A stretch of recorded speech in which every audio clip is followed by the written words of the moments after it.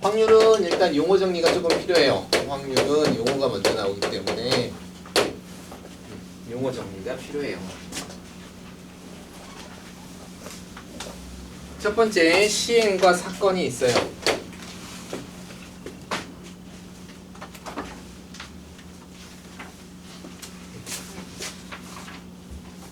확률의 용어 정리.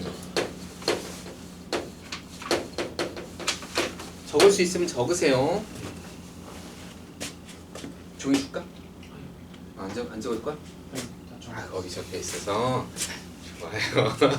자, 첫 번째 시행이라고 봅시다.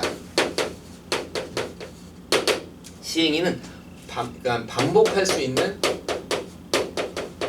반복 가능한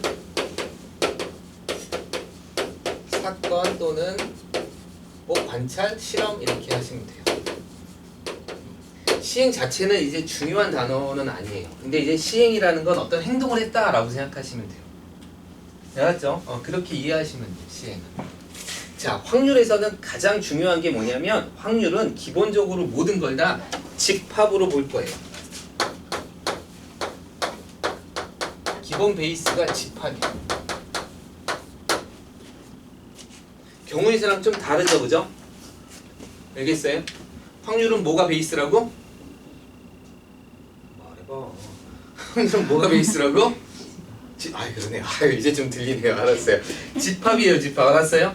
확률이 만약에 잘 안 풀리면 집합으로 접근하세요. 경우의 수랑 조금 달라요.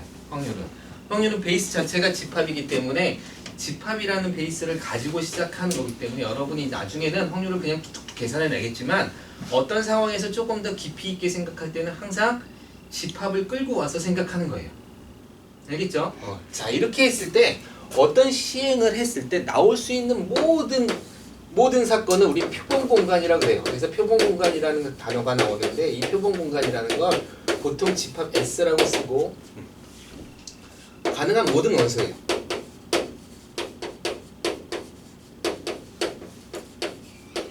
시행의 모든 일어날 수 있는 거. 알았죠? 시행의 모든 일어날 수 있는 거. 세 번째로 조금 이해될 게 사건이라는 건데 사건을 그래서 어떻게 정의하냐면 사건은 이 표본 공간에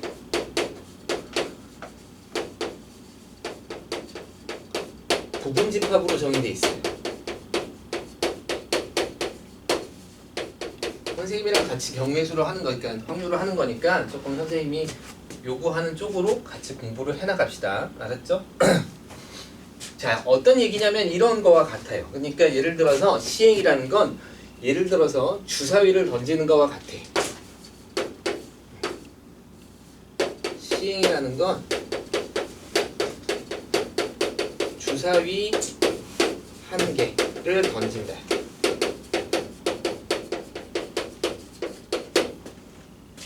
알겠죠? 주사위 한 개를 던져서 하는 거야. 이건 얼마든지 반복할 수 있지, 그지? 이런 걸 갖다가 우리는 시행이라고 해요. 그럴 때 나올 수 있는 모든 경우가 바로 표본 공간이 되면서 표본 공간은 1도 나올 수 있고 2도 나올 수 있고 3도 나올 수 있고 4도 나올 수 있고 5도 나올 수 있고 6도 나올 수 있어요. 그쵸? 그럼 여러분은 이 표본 공간에서 아무렇게나 어떤 부분 집합을 하나 택할 수 있어요. 이게 사건이야. 근데 이 사건에 이름을 붙일 수 있으면 좀 더 예쁘게 되겠죠. 예를 들어서 홀수가 나오는 사건. 3보다 큰 수가 나오는 사건. 뭐 이렇게 붙일 수 있죠. 4, 5, 6 이렇게. 6만 나올 수도 있어요. 이런 것들이 나올 수 있어요. 자, 네 번째가 근원 사건이라 그래요.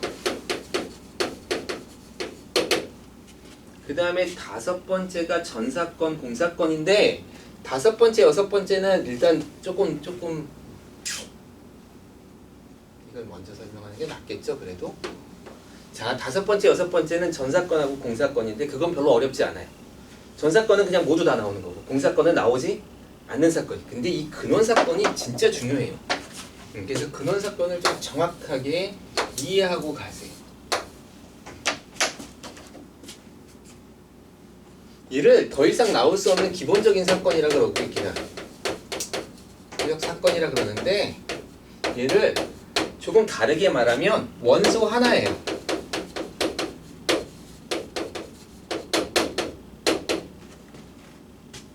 그러니까 여기서는 여기 예시에서 보면 근원 사건은 누구야? 1, 그냥 2, 3 이런 게 근원 사건. 알았어요? 자, 그런데 여러분이 조금 더 깊이 있게 알아야 될 내용이 뭐냐면 근원 사건은 이건 이제 선생님 단어예요. 책에 나오는 단어가 아니라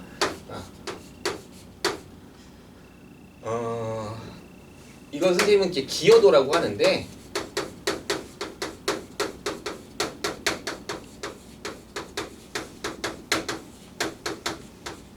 이런 거예요. 기여도가 같다. 그러니까 어떤 사건이 일어날 때 차지하는 비중. 무슨 얘기인지 알겠어요? 이렇게 조금 계속 얘기를 할게요. 기여도. 그러니까 차지하는 비중 또는 영향을 끼치는 정도. 그 정도의 크기가 동일해야 돼. 그래야 근원 사건이 돼요. 알았어요? 이 동일하지 않으면 근원 사건으로 쳐줄 수가 없어. 무슨 얘기냐면 주사위를 6개 던졌어요. 그럼 1이 나오는 거나 2가 나오는 거나 3이 나오는 거나 4가 나오는 거나 5가 나오는 거나 6이 나오는 게 다 동일해요. 맞아요? 오케이. 자, 조금 어려운 얘기를 해봅시다. 이게 이제 여러분이 확률이라는 거나 경우의 수에 조금 도움이 되는 얘기인데 동전을 던졌어. 그러면 근원 사건은 몇 가지일까? 전 사건 2가지일까? 농담삼아 하는 말이 있잖아. 동전을 던졌어요. 앞면 아니면 뒷면? 세워지는 경우도 있잖아요. 이렇게 하잖아요. 세워지는 경우도 있잖아요. 이렇게 물어보잖아요. 그치? 그럼 왜 세워지는 경우가 안 칠까? 이걸 예를 들어서 선생님이 근원 사건으로 설명하자면 이런 거예요. 예를 들어서 앞면이 나올 수도 있고 뒷면이 나올 수도 있고 세워질 수도 있어. 근데 세워진다는 건 굉장히 특수한 상황이지. 그러면 한 번 세워진다라고 했을 때 세워지는 걸 하나의 근원 사건으로 봤을 때 앞면이 나오는 건 얼마나 큰 영향을 끼칠까? 무슨 얘기냐면 예를 들어서 10만 번 던졌더니 진짜로 한 번 세워졌어. 그러면 한 번 세워지면 좀 그러네요. 이게 짝수올 수가 있어서 그래요. 10만 번 2번 세워졌다고 합시다. 2번 세워졌다고 합시다. 그러면 10만을 2로 나누면 얼마예요? 5만인가요? 5만. 앞면의 기여도는 49,999번이고 49,999번. 뒷면의 기여도는 49,999번이고 세워지는 거는 2번일 거예요. 기여도가 어때? 다르지. 그러니까 얘를 만약에 세워지는 걸 하고 싶으면 10만 개의 원소를 만들어야 돼. 그 중에 49,990개는 앞이라고 놓고 49,990개는 뒤라고 놓고 그 다음에 세워지는 걸 2개 놔야 돼. 그래야 기여도가 똑같아요. 무슨 얘기인지 알겠어요? 그러면 이 세워지는 경우는 이 기여도가 너무 작기 때문에 확률적으로도 너무 작죠, 그죠? 그래서 얘를 쓰지 않는 거예요. 그러니까 여러분이 나온다 해서 가능성이 있다고 해서 그거를 하나하나의 근원 사건으로 만들 수가 없다라는 거예요. 자, 이건 이제 나중에 배우면 알겠지만 이 근원 사건에 대한 문제가 어디까지 확장이 가능하냐면 예를 들어서 이런 문제가 가능해요. 주사위를 2개 던졌어. 그리고 그 나온 수의 두 눈에 합을 더한 것을 우리가 택할 거예요. 이게 한 개가 나왔을 때고 이게 또 다른 두 번째 주사위의 번호예요. 그 더한 걸 n이라고 합시다. 그쵸? 그랬을 때 이 더한 합이 예를 들어서 3이 나올 확률이 구해요. 3이 나올 확률. 여러분이 지금 확률을 오늘 처음 배우는 건 아니잖아요. 그죠? 중학교 때도 배웠으니까 대충은 구할 수 있어요. 그죠? 그러면 3이 나올 확률은 뭐랑 뭐가 있어? 1, 2가 있고 2, 1이 있죠. 몇 가지가 있어? 2가지. 그래서 얼마예요? 총 36분의 2 이렇게 풀 거잖아. 근데 선생님이 이렇게 풀었어요. 주사위 2개가 나와요? 그러면 2부터 12까지 가능하죠? 합의 수가 1, 1이 나오고 6, 6이 나오면 12까지. 총 몇 개가 나와? 11개가 나오죠? 그 중에 3이 나오는 건 하나죠? 그러니까 11분의 3이에요. 맞을까 틀릴까? 이게 맞을까 이게 맞을까? 어려워요? 위에가 맞아요 여러분. 이게 맞고 이게 틀려요. 왜 이게 틀릴까? 합이 2가 나올 때랑 합이 3이 나올 때랑 합이 4가 나올 때 기여도가 달라요. 그래서 얘는 근원 사건이 아니에요. 알았어요? 그래서 이렇게 풀면 안 돼요. 근원 사건이라는 건 기본적인 사건이고 원소 하나짜리 사건이지만 근원 사건이라는 건 기여도, 나타날 수 있을 정도가 완벽하게 동일해야 돼. 알았죠? 그래서 우리는 주사위 2개를 던지면 그 근원 사건을 어떻게 잡냐면 표본 공간을 어떻게 잡냐면 1, 1인 경우, 1, 2인 경우, 1, 3인 경우 이렇게 해서 몇 개를 써? 36개를 쓰는 거야. 이게 바로 하나하나의 근원 사건이에요. 그 중에 합이 3인 경우는 너하고 여기 있는 이 1이지? 그러니까 36개 중에 2개 이렇게 푸는 거예요. 알았죠?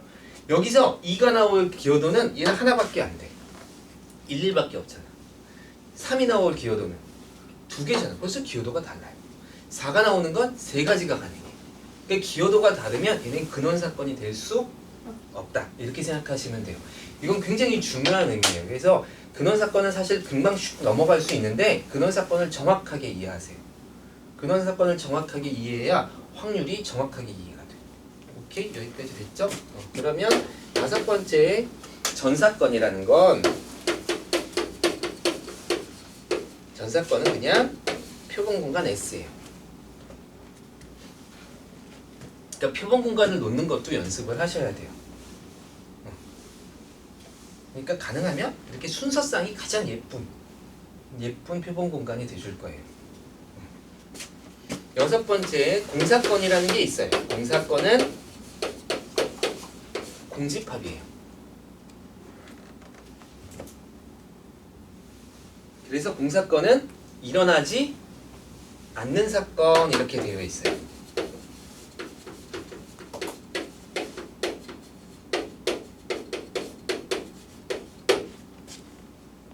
왜? 주사위를 던졌는데 1, 2, 3, 4, 5, 6인데 공사건이라는 건 아무것도 안 나오더래. 7이 나오는 경우 이런 걸 물어보는 거예요. 나올 수 없는 사건. 그런 건 없죠. 그러니까 공사건은 공집합이다 이렇게 이해하시면 돼요. 표본 사건이랑 전 사건이랑 달라요? 똑같아요. 그래서 S라고 썼어요. 전 사건이에요. 표본 사건이 전 사건이 표본 공간이에요. 우리가 이제 전체 집합을 뭐라고 부르는 거야? 표본 공간이다 라고 부르는 거예요. 확률에서는 전체 집합을 표본 공간이라고 부르시면 돼요. 그래서 확률의 가장 기본적인, 그러니까 좀 지나고 나서 여러분이 익숙해지면 집합을 갖다가 쓰지 않아도 되는데 처음에 공부할 때는 이게 베이스가 집합이구나 부터 시작해야 돼요. 그래서 집합으로 용어 정리가 어느 정도 되어 있는 게 좋아요. 그럴 때 이제 근원 사건에 대한 거와 표본 공간에 대한 것들을 조금 이해할 수 있을 거예요. 오케이, 여기까지 좀 지우고 다음으로 넘어갑시다.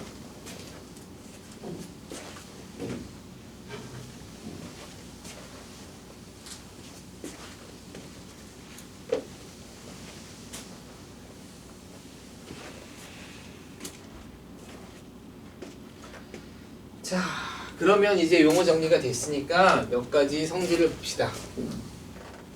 여기도 사실은 용어 정리와 마찬가지인데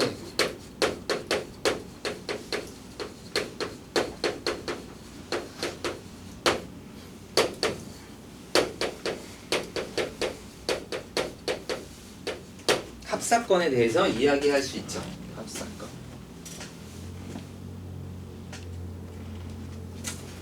합사건은 사건 A, B 여기 확률의 성질에서 사건 A와 사건 B라고 합시다. 되게 무서운 일이 벌어진 것 같은. 자꾸 사건 하니까 사건 사고가 나쁜 거죠. 사건은 나쁜 게 아니에요, 알겠죠? 합사건은 사건 A와 사건 B의 합사건은 그냥 합집합으로 정의돼요. 알았죠? 그러니까 훨씬 정의하기가 쉬워. 이걸 이제 뭐 A가 일어나거나 B가 일어나거나 이렇게 이야기하죠. 이걸 이제 해석하자면 이거는 A 또는 B가 일어나는 사건 이렇게 얘기를 하는 거죠. 두 번째 곱사건이라고 하는데 이 곱사건은 교집합으로 정의가 돼요. 이걸 해석하면 A와 AND죠. 동시에 일어나는 사건이에요. 동시에 일어나는 사건. 동시라는 것, 시간적인 동시가 아니라 과정 중에 동시라 그랬었죠. 그거 선생님이 선생님이 뭐라고 하냐면 전체 사건과 부분 사건의 곱으로 이렇게 설명해 줬었잖아요. 그치? 부분 사건은 전체 사건에 동시에 일어나는 사건이 돼요. 그래서 한 사건을 나누어서 설명하면 부분 사건이 되고 이런 거죠. 곱사건은 두 개의 사건에 대해서 두 개가 반드시 같이 일어나는 사건 이렇게 나오죠. 3번은 배반 사건이라는 건데 이 배반 사건이 나중에 독립 사건이랑 조금 단어가 헷갈려요. 나만 헷갈리네. 배반 사건이라는 건 A라는 사건과 B라는 사건의 교집합이 공집합인 사건이에요. 무슨 얘기야? A와 B가 동시에 일어나는 일이 생기지 않는 사건을 배반 사건이라 그래요. 동시에 일어나지 않는 사건. 이런 거 갖다 우리는 배반 사건이다 라고 해요. 그러니까 예를 들어서 그런 거죠. 주사위를 던졌는데 짝수가 일어나는 거와 홀수가 일어나는 건 배반 사건이죠. 그렇죠? 짝수와 홀수. 그러면 짝수가 나타나면서 홀수가 나타날 수는 없죠. 그죠? 홀수가 나와서 이건 배반 사건이에요. 그 다음에 네 번째 여사건이라는 게 있죠. 그래서 이제 드디어 모든 사건이 경우의 수에서 우리가 마치 여사건의 경우의 수 뭐 이렇게 하듯이 이제 이걸 가지고 경우의 수로 끌고 가서 경우의 수에서도 이렇게 이제 막 얘기를 하기는 해요. 그러니까 좀 확장 개념이죠. 여사건은 바로 여집합의 사건. A가 아닌 나머지 사건 이렇게 얘기하죠. A가 일어나지 않는 사건.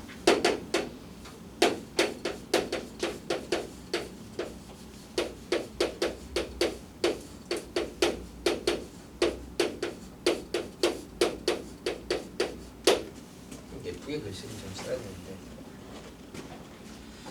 자, 오케이. 그래서 이제 예시를 조금 봅시다. 이제 여기까지 해서 하면 이 예시를 조금 몇 가지 들어줄 수 있어요. 뭐 예를 들어서 주사위를 던졌을 때 6의 약수 그러니까 6의 약수가 나오는 거 A.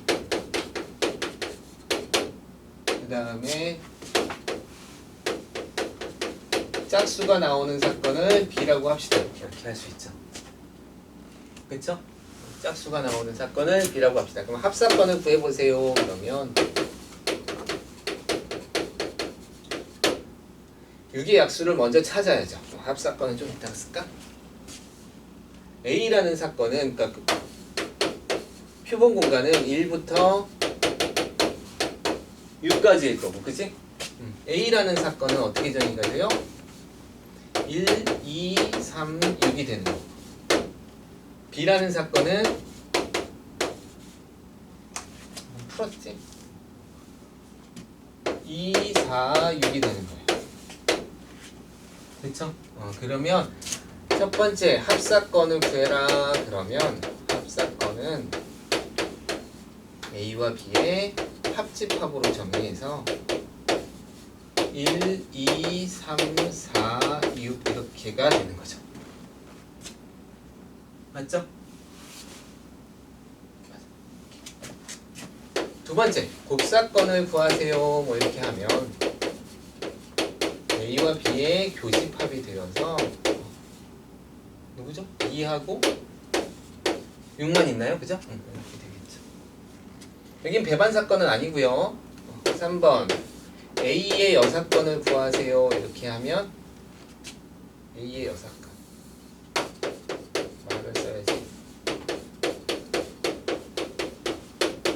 A의 여집합을 구하면 되니까 1, 2, 3, 4, 5, 6 이렇게 되니까 4, 5 이렇게 쓰시면 되겠네요.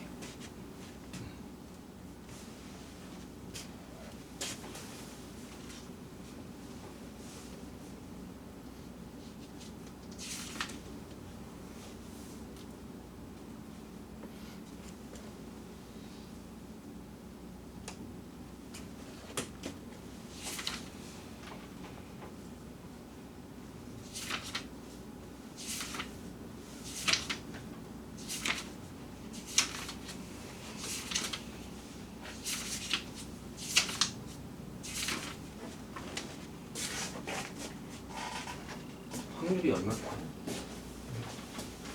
막 나갔지? 아니구나, 이게 지금 처음 시작하는 부분이에요. 이럴 수가.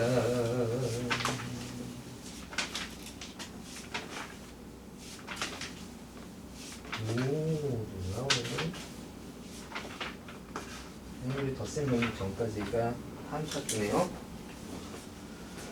네, 맞네요. 문제는 확률의 덧셈 정의 전까지가 얼마큼일까요?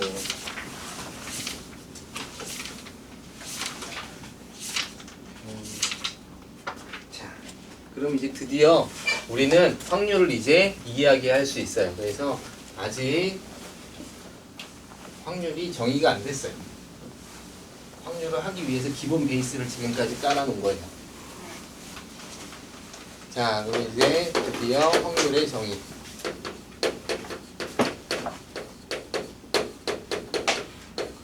확률은 일어날 가능성. 확률이라는 건 무엇이냐면 정확하게 따지면 확률은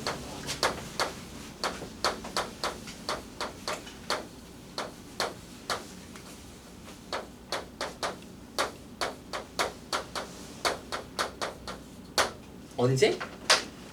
미래. 일어난 건 확률을 구할 수 없어요. 일어난 건 확률이 0 아니면 1이야.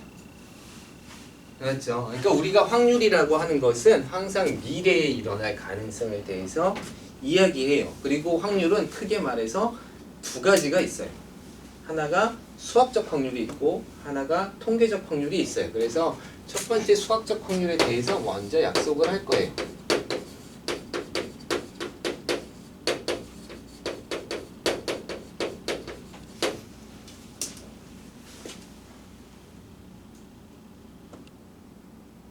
수학적 확률이라는 건 어떻게 보면 이론적 확률이에요. 알겠죠? 그냥 이론만이야. 이론만 가지고 있는 확률이에요.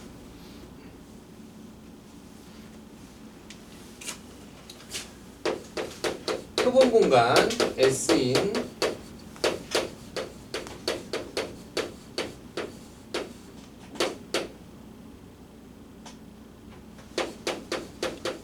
사건에서 어떤 사건 A라는 사건이 일어날 A라는 사건이 일어날 확률. 말을 좀 어렵게 썼네요, 선생님이. 그러니까 A라는 사건이 일어날 확률이라 그러는 거죠. 근데 항상 베이스는 누군 거야? 그 A가 속한 표본 공간이 되어야 되는 거예요. 알겠어요? 그래서 표본 공간이 되는 거고, 그걸 이제 영어로 probability라 그래서 P자를 가져와요. 확률은. 그래서 PA라는 확률을 이렇게 쓰죠. A의 확률은 표본 공간의 원소의 개수분의 사건 A의 원소의 개수로 나타나요.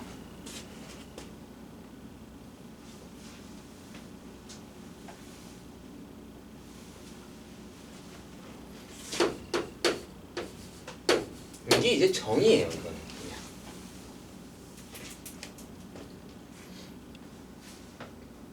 그렇죠? 여러분은 이제 이런 정의를 잘 알고 있고, 그 다음에 이렇게 사실은 확률을 계산해내고 있어요. 그렇죠? 확률 좀 간단한 건 할 수 있잖아요, 우리가 다. 그럴 때 여러분이 조금 신경 써야 될 거는 이런 거예요. S와, 이거 조금 말이 좀 어려운데, A는 같은 관점에서 본다라는 거야. 같은 관점에서 봅니다. 조금 더 쓸게요.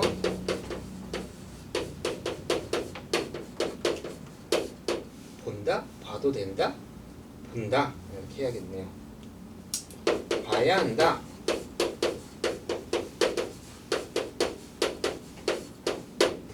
얘는 무슨 얘기냐면 4분의 2는 2분의 1과 같죠?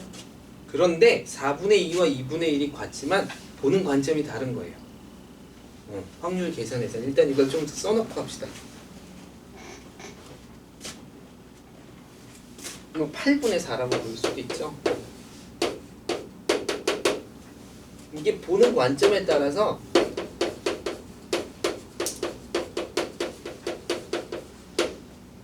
식이 나오는 거예요. 무슨 얘기냐면 S를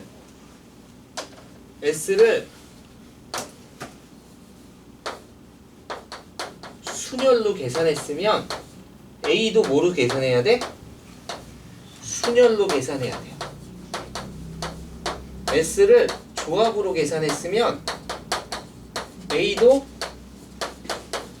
조합으로 계산해야 돼요. 이런 의미야. 보는 관점이 같아야 돼. S를 계산할 때는 순열로 계산해놓고 A를 볼 때는 조합으로 계산하면 안 돼요. 무슨 얘기인지 알겠죠? 자, 이게 어떤 거와 같은 거냐면 이게 조금 약간 점프가 있기는 한데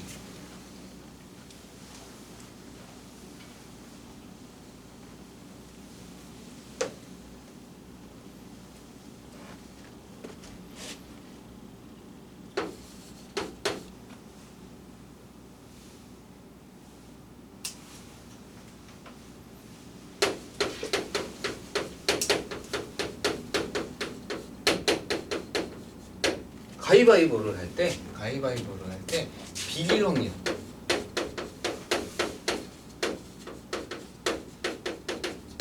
구할 수 있죠.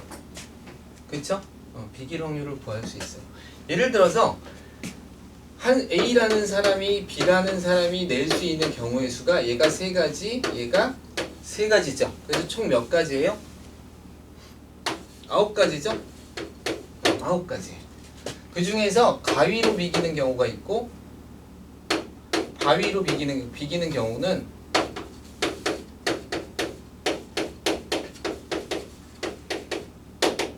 가위가 있고 바위가 있고 보자기로 비기는 경우도 있죠. 그죠? 그러니까 몇 가지예요? 3가지죠. 따라서 전체 사건 9가지 중에 3해서 3분의 1로 푸는 사람이 있을 거예요. 그죠? 근데 두 번째 어떤 사람은 이렇게 풀 수 있는 거야. 일단 근원 사건적으로 똑같으니까 우린 가위바위보를 하죠. 확률적으로 똑같기 때문에. 그래서 경우는 몇 가지가 있냐면 이기는 경우는 네가 이기거나 비기거나 지거나 몇 가지가 있어? 3가지가 있죠. 그 중에 비기는 거는 하나지. 하나잖아. 따라서 3분의 1 이렇게 풀 수도 있어요. 그냥 풀이 방법은 굉장히 다양해지는 거예요. 확률적이기 때문에. 확률은 결국은 나눗셈을 할 거기 때문에. 경우의 수는 달라요. 경우의 수는 몇 개냐 정확하게 나와야 돼. 알았어요? 근데 확률은 비율적인 거잖아. 그러니까 어떤 사람은 9분의 3을 구한 거야. 어떤 사람은 3분의 1을 구한 거야. 결국은 똑같지만 그래서 그런 거야. 4개 중에 2개라고 구하는 사람이 있고 2개 중에 하나라고 구하는 사람이 있을 수 있어요. 물론 2개 중에 하나로 구하는 사람이 더 빠르죠. 뭐 신경 쓰지 않아도 돼요. 난 4개 중에 2개를 구해서 2분의 1로 바꾸시면 되니까. 알겠죠? 그러니까 이거는 풀이에 대해서 다른 느낌인 거예요. 그러니까 어떤 사람은 9분의 3으로 구하고 어떤 사람은 3분의 1로 구할 수도 있어요. 어떤 사람은 근원 사건이 똑같다는 걸 이용해서 어떤 사람은 조합으로 싹 정리해가지고 경우를 훨씬 적게 해서 몇 개분의 몇 개 구할 수도 있어요. 근데 이 어떤 사람은 정확하게 구하고 싶어서 이걸 문제 순열적으로 다 풀어서 몇 개분의 몇 개 해서 구할 수도 있어요. 경우는 어때요? 답은 같아요. 정확하게만 계산했으면 같아요. 그러니까 이거는 근원 사건에 대한 개념이 조금 갖고서 접근을 하기 시작하면 훨씬 좋아요. 알았죠? 그래서 그런 느낌으로 확률이 조금 어려우면서도 쉬운 이유가 경우의 수는 답을 정확하게 내야 되지만 확률은 비율을 구하는 거기 때문에 비율만 정확하면 돼요. 그래서 개수가 다를 수도 있어. 이렇게 풀 수도 있고. 이게 이제 확률의 문제죠. 자, 확률의 문제를 이제 이렇게 접근을 하고, 자, 그러면 수학적 확률의 성질을 좀 봅시다. 첫 번째, 확률은 어떤 경우든 0보다는 커야 되고, 크거나 같아야 되고, 1보다는 작거나 같아야 되고, 0이 되면 일어나지 않는 공사건이고, 1이 되면 완벽하게 일어나는 전사건이죠. 이렇게 될 거예요. 두 번째, 전사건의 확률은 1이고, 이건 너무 당연한 거죠. 공사건의 확률은 0입니다. 이렇게 그냥 이거예요. 확률은 0과 1 사이에 있습니다. 0과 1 사이에 있습니다.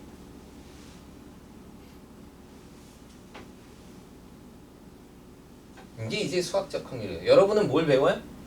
수학적 확률만 배워요. 실생활에 적용이 될까요? 어떤 의미에서 적용이 안 돼요. 어떤 의미에서는 적용이 안 돼요. 이걸 이제 조금 이따가 얘기를 해줄게요. 수학적 확률은 그냥 이론적 확률이에요. 여기까지 됐죠? 그 대신 수학적 확률은 뭐가 좋아? 얘는 이론적 확률이지만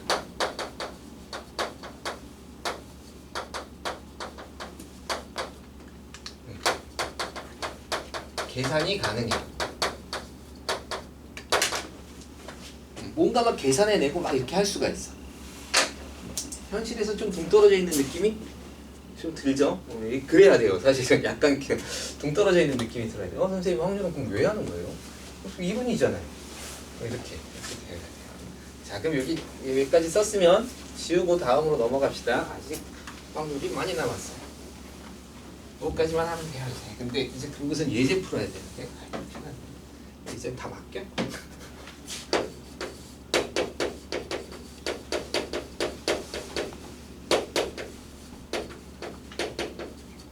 통계적 확률이라는 게 있어요. 통계적 확률이라는 게 이제 통계를 아직 안 배웠지만 통계적 확률은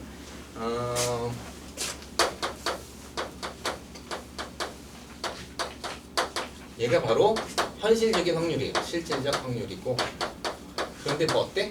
계산이 안 돼요. 경우에 따라 다 달라.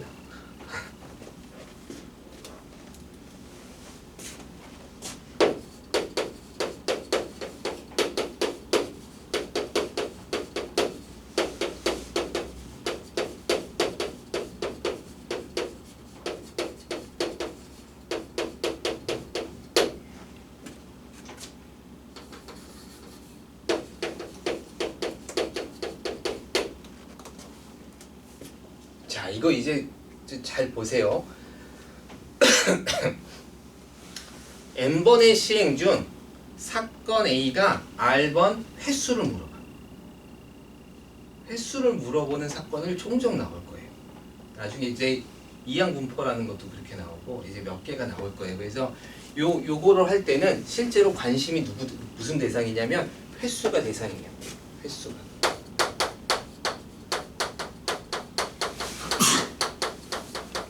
여러분이 확률하고 통계를 할 때는 이 바라보는 대상이 약간씩 바뀔 때가 있어. 그거를 이제 선생님이 계속 수업 시간에 얘기해 줄 테니까 여러분도 거기에 따라서 아, 요건 요거를 보는구나, 요건 요거를 보고 있구나, 이렇게 왔다 갔다 하셔야 돼요. 알겠죠?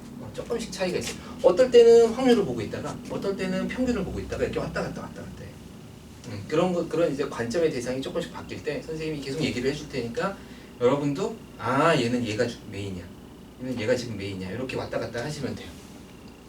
자, n번의 시행 중 사건 A가 R번 나오면 우리는 사건 A의 확률을 n번 중에서 R번이라고 해요. 그럼 선생님이 이제 이야기를 하는 거야. 자, 주사위를 던질 때 3이 나올 확률은 얼마일까? 얼마예요? 6분의 1이죠? 주사위를 던질 때 3이 나올 확률은 6분의 1이죠? 이건 무슨 확률이야? 수학적 확률이에요. 그래서 여러분한테 주사위를 하나씩 나눠주고 집에 가서 100번 던져보자 이렇게 했어요. 좀 적다. 600번 던져보자. 아니 60번 던져보자 이렇게 했어요. 60번. 그래서 다음 시간에 그게 숙제야. 확률이 어떨까? 다 달라요. 그게 통계적 확률이에요. 실제로 일어나는 걸 개수로 적는 거. 알겠죠? 그거는 6분의 1이 아니에요. 6분의 1이 아니에요. 6분의 1이 아니라서 이걸 조금 더 쓰면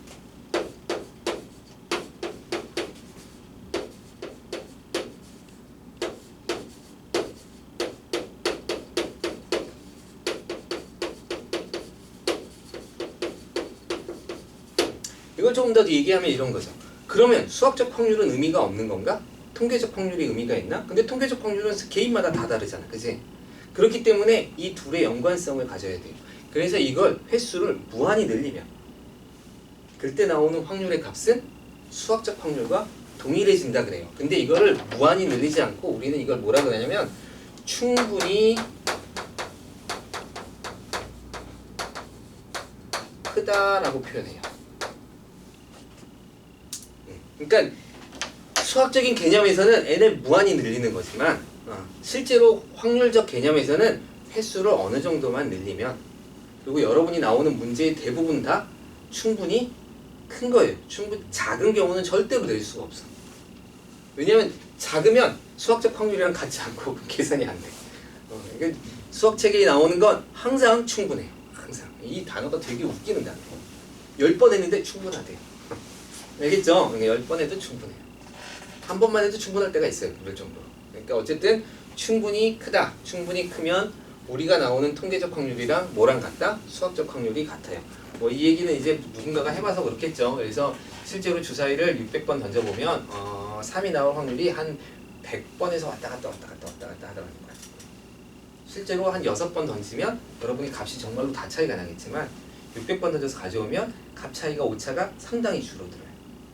그래서 6분의 1이 점점 더 가까워지고 있다라고 이야기를 하고 그 오차의 범위가 별로 중요하지 않은 정도까지가 사실은 충분히 크다예요.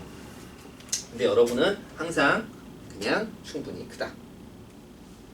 언제나 그렇습니다. 이렇게 그냥 생각하시면 돼요. 자, 그런데 확률을 우리가 이렇게 할 수 있는 것 중에 하나가 집합으로 봤죠. 확률은 집합으로 봤죠. 집합으로 보다 보니까 어떤 게 가능하냐면 집합의 원소의 개수를 셀 수 있는 거예요. 그래서 확률을 계산할 수 있었는데 만약에 원소의 개수를 셀 수 없는 어떤 경우가 생긴다면 그때 푸는 방법이 기하학적 확률이에요.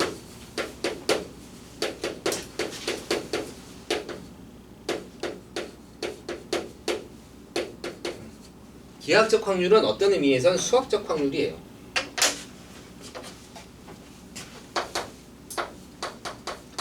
개수를 구할 수 없는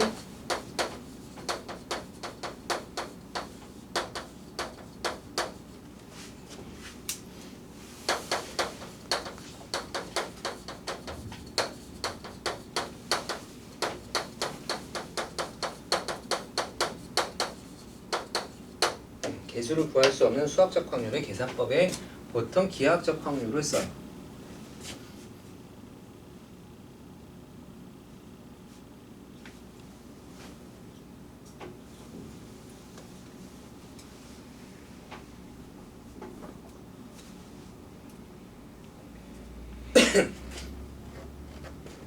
예시를 좀 들어주긴 할 건데 이건 지금 풀 수는 없어요. 여러분이 배운 교육과정을 벗어나서 옛날에 교육과정에 들어가 있어서 지금 선생님이 얘기해 주려는 예시도 할 수 있는데 지금은 이제 교육과정에서 벗어났어요. 그래가지고 못하지만 이런 것도 풀 수 있어요. 기하학적 확률도 어떤 것도 풀 수 있냐면 예를 들어서 선생님이 내일 지민이한테 그렇게 하는 거지. 내가 선생님이 햄버거를 사줄게. 그래서 11시부터 12시 사이에 저기 버거킹에서 보자. 약속을 해요. 그 대신 조건이 있어요. 11시부터 12시 사이에 언제 와도 상관없는데 둘 다 10분만 기다리다 가는 거예요. 10분만. 그랬을 때 만나면 사주는 거예요. 못 만나면 못 사줘요. 그럴 때 만날 확률을 구하세요. 이런 거 할 수도 있죠. 여러분이 약속 장소에 갔는데 약속 장소에 사람을 만나거나 못 만나거나 할 수 있잖아요. 그죠? 그런 것도 사실은 기하학적 확률로 풀 수가 있어요. 어떤 시간적 개념으로 하면 이렇게 도형이 그려지고 도형이 그려지면 도형의 넓이를 따라서 넓이로 그리는 거예요. 예를 들어서 가장 까다로운 문제 중에 하나가 그런 문제도 있어요. 이렇게 여기가 지하철이야. 지하철 난간이에요. 요즘은 이제 스크린 도어가 있죠. 옛날에 스크린 도어가 없었어요. 스크린 도어가 없었어. 근데 여기에 펜을 떨어뜨렸어. 펜을 떨어뜨렸는데 걸렸어. 이렇게 펜이 이렇게 놓였죠. 떨어질 확률을 구하세요. 이렇게. 다 됐을 때 떨어질 확률을 구하세요. 절반 이상 넘어가면 떨어져요. 그렇죠? 중심이 벗어나면 떨어지고 중심이 이쪽에 들 이것도 기하적 확률을 구할 수 있었어요. 그래서 아예 안에 들어오는 경우, 아예 바깥에 들어오는 경우에서 넓이를 이렇게 구하기 시작해서 걸쳤다, 걸치는 범위에 대해서 중심이 이쪽에 들어오는 범위야, 중심이 저쪽에 나가는 범위. 숫자로 셀 수가 없잖아, 그지? 그러니까 이런 범위들을 계산할 때 이제 기하적 확률을 해요. 제일 이제 쉬운 예시 중에 하나가 이제 이런 거죠, 이렇게 돼 있고, 선생님 여기 30도에다가는 뭐 1등 이렇게 써놓고, 여기 60도인데 90도가 돼야 되죠. 여기 60도에다가는 2등 꽝, 다시 여기 45도에다가는 2등 뭐 이렇게 써놓고 뭐 이렇게 꽝 이렇게 할 수 있잖아요, 그죠? 그리고선 2등이 당첨될 확률.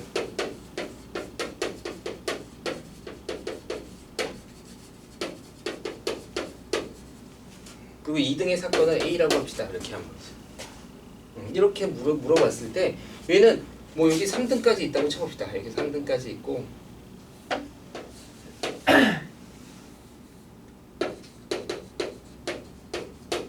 이 빙글빙글 돌리고 이렇게 다트로 던지는 거예요. 물론 다트밖에 던지면 다시 던져야 돼요. 정중앙에 꽂히면 그것도 다시 던져야 돼요. 이렇게 아예 중앙에 안 붙게 해주면 되겠네요. 그렇죠? 그래서 이렇게 던졌을 때 1등에 당첨될 확률, 그러면 1등, 2등, 3등 꽝 4가지니까 4분의 1 이렇게 할 수 없는 거죠. 이게 근원 사건에 벗어나는 거예요. 그렇죠? 그러니까 이건 어떻게? 전체 면적분. 전체 면적분에 A의 면적. 이런 식으로 계산하면 되겠죠. 그렇죠? 반지름은 같으니까 각도하고 관련이 있어요. 면적은 비례해요. 그래서 얘가 360도분의 2등의 선생님이 45도 이렇게 45도 이렇게 45도 이렇게 풀 수 있죠. 그럼 8분의 1 이렇게 되나요? 8분의 1 확률은 8분의 1입니다. 이렇게 풀 수 있는 거죠. 이런 식으로 하는 게 기하학적 확률이에요. 그래서 기하학적 확률은 예전에는 좀 어렵게 나왔는데 요즘에는 어렵게 잘 안 나와요. 어렵게 나올 수는 없어요. 그래서 천천히 이렇게 넓이로 계산한다 라고 생각하시면 돼요. 개수로 생각하시면 안 돼요. 자, 그러면 이제 몇 가지 예시 문제들을 풀어볼까요? 풀어보기 시간이 되게 부족하네요. 자, 여기까지 혹시 질문 있어요? 이제 확률의 기본은 다 배웠어요. 여러분이 이제 확률을 풀면 돼요. 그러니까 여러분이 가위바위보를 하는 이유가 뭐야? 확률이 똑같아서. 확률이 똑같아서. 예를 들어서 이제 선생님이 이제 농담 삼아서 많이 얘기하지만 시험 볼 때 1, 2, 3, 4, 5번 다 오지선단이죠. 딱 찍었을 때 맞출 확률은 5분의 1이죠. 근데 실제로 그럴까? 실제로 그렇지 않아요. 그러니까 여기에는 이제 그래서 여러분이 이제 바꾸는 게 좋을까 안 바꾸는 게 좋을까 뭐 이런 문제가 있어요. 그래서 그런 예 중에 지금 문제를 몇 개 풀어주기도 애매하니까 예시를 몇 가지 조금 재미있는 얘기를 재미없으면 어떡하죠? 재미있는 얘기를 해줄게요. 미국에 이제 퀴즈쇼 중에 그런 게 있었어요. 퀴즈쇼가 이런 게 있었는데 이렇게 막 사람들이 경쟁을 하는 거야. 5명 맞춰놓고 이렇게 해서 1등, 2등 해서 문제를 내면 맞춰서 점수가 막 올라가잖아요.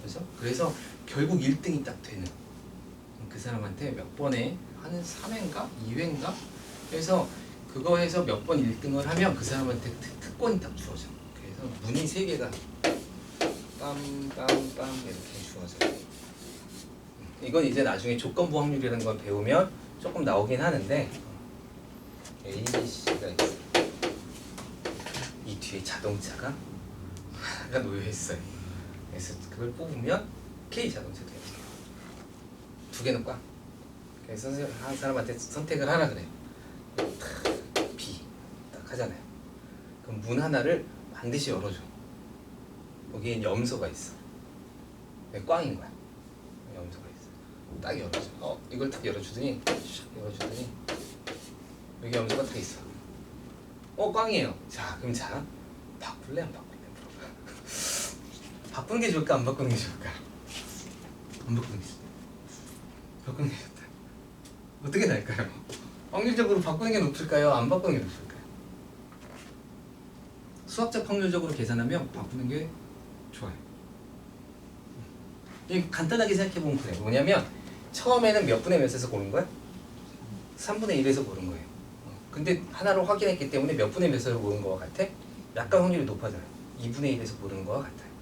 근데 이게 맞을 거라는 확률이 저게 맞을 거보다 약간 사실 더 높대. 수학적 확률로는. 수학적 확률로는 높고. 그럼 여러분은 이제 시험 볼 때 1번부터 5번까지 있으니까 딱 하고 왠지 아닌 것 같아. 바꾸는 게 좋을까요? 안 바꾸는 게 좋을까요?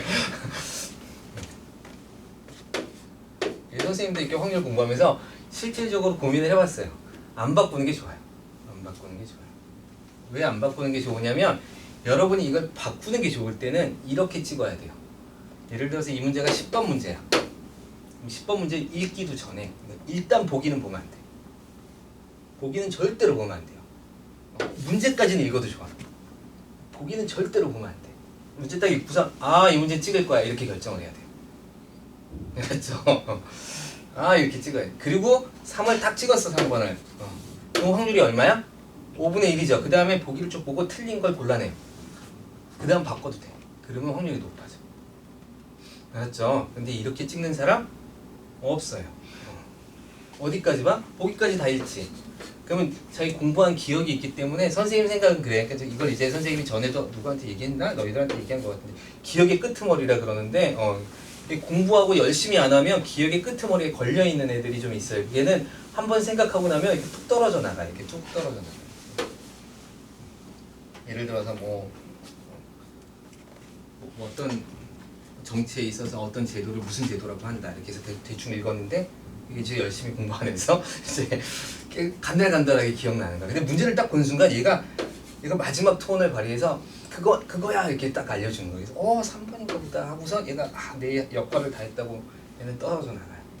다시 보면 기억이 안 나잖아, 그치? 기억이 안 나요. 기억이 안 나서 틀린 거 아니야? 이렇게 생각하는 거죠.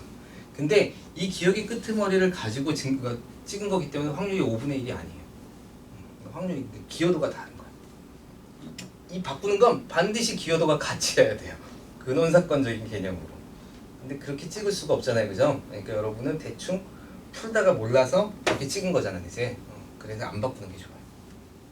얘는 확률이 5분의 1이 아니라 5분의 3 정도는 될 거라고 봐요. 맞을 확률이. 알았죠? 완전히 모르는 문제만 이렇게 틀린 거 골라내고 바꿔서 한번 해보세요. 맞는지 안 맞는지. 확률이라는 건 이제 그런 개념들을 가지고 있어요. 시간이 되면 이제 그런 것도 좀 하겠죠. 제비 뽑기는 앞에 뽑는 게 좋을까? 중간에 뽑는 게 좋을까? 뒤에 뽑는 게 좋을까? 어때요, 느낌에? 중간에? 확률적으로 똑같아요. 그래서 제비 뽑기는 언제 해도 상관없어요. 수학과 확률은 똑같아요. 신기하게. 그래서 제비 뽑기를 시키는 건가 봐. 제비 뽑기 하면 왠지 뒤에서 뽑으면 무슨 느낌이야? 앞에서 뽑아할까 걱정이고. 뒤에 앞에 뽑으면 무슨 느낌이야? 꽝 될까 봐 걱정. 그렇잖아. 너무 많잖아 꽝이, 그지? 왜 이렇게 불안하잖아요, 그죠? 중간이 제일 좋지 않을까? 마음이 편안한 거지. 확률적은 어때요? 똑같아요. 확률적은 완벽하게 똑같아요. 이게 이제 수학적 확률의 모든 계산 방법들이에요. 자, 한번 예제를 풀어볼까요? 남학생 5명과 여학생 2명을 일렬로 세울 때 여학생 2명이 이웃할 확률은 이웃할 확률